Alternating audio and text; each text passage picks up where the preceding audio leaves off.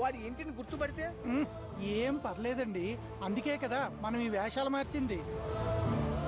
ఏదైతేనే ఆ స్రవంతి మూలంగా నెల రోజుల గ్రాసు మన చేతిలో పడింది. గుళ్ళో ప్రసాదాలు తినే బాధ తప్పి. అవునరా.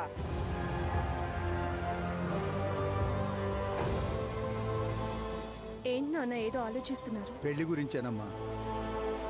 పంతులు చెప్పినట్టు మంచి ముహూర్తం కాస్త దాటిపోయింది. ఏది జరిగినా మన మంచికే నాన్న.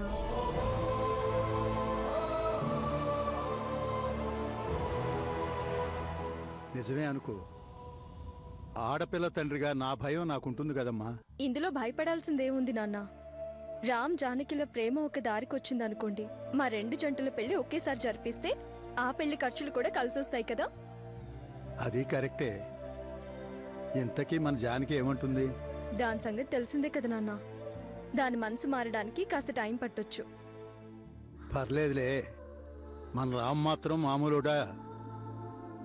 రామ్ గురించి తొందరలోనే తెలుసుకుంటుంది. మనం ఒకసారి శారదమ్మను కూడా కలిసి అన్ని వివరాలు మాట్లాడితే మంచిదనిపిస్తుందమ్మా. నేను అదే ఆలోచిస్తున్నాను నాన్న. ఒకసారి వెళ్ళి కలుద్దాం. మెల్లగా లేవండి అత్తయ్య. జాను, ఆఫీస్ ఫైల్ ఎక్కడుంది? అది బీరువా మీద చూసినట్టు గుర్తు బావు గారు. ఓ, వెతుకుతాను.